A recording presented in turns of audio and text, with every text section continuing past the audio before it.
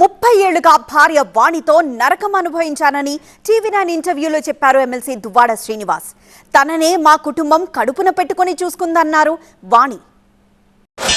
వాస్తవాలు కూడా తెలుసుకోవాలి.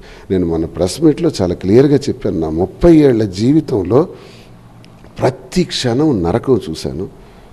అలాగే అది నా గుండెల్లో పెట్టుకున్నాను. ఏనాడు నేను బయటికి చెప్పలా.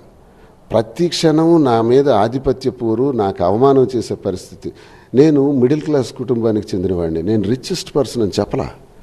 మా నాన్న రైల్వేలో సెక్షన్ ఇంజనీర్. వాళ్ళ అబ్బాయిని బాగా చదివించాడు, మంచి నిజాయితీగా ఉండేటట్టు పెంచాడు. అదే నాన్న నాకు ఇచ్చినటువంటి ఆస్తి. దీంతో నేను పెరిగినటువంటి నేను 22 సంవత్సరాలకే నా ఎంఏ ఇంగ్లీష్ పూర్తి చేసి కాలేజీలు పెట్టాను. 4 కాలేజీలు నాకు ఉండేవి. అకాడమిక్ సైడ్ ఉండేవాడిని నేను. మిలియాపుట్టి, పాతపట్నం, సారవకోట అనే బ్రాంచెస్లో 3 జూనియర్ కాలేజీలు, పలాసలో ఒక ట్యూటోరియల్స్. అంటే ఆ రోజులు, ఇది ఎప్పుడు 92, 93, 94, 95కి వచ్చినప్పటికీ 4 సెంటర్స్లో ఎస్టాబ్లిష్ చేసి కనీసం 800 మంది స్టూడెంట్స్తో బ్రహ్మాండంగా నడుస్తున్నటువంటి విద్యా సంస్థలు. నేను ఫస్ట్ ఎంటర్ అవుతాను అనలే కదా ఇంట్లోకి. అప్పుడు నా పిల్లలు ఎంటర్ అవుతాను అన్నారు కదా.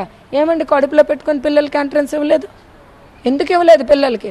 నన్ను పక్కన పెట్టండి, పిల్లలకి ఎందుకండి ఎంట్రన్స్ ఇవ్వలేదు?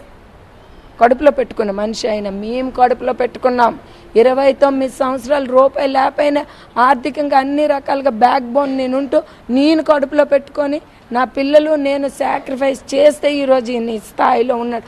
అది కూడా ఒక ఎమ్మెల్సీ పదవి, జగన్ అధికారంలో ఉన్నాడు కాబట్టి ఈ స్థాయికి వచ్చాడు ఆయన, అంతే.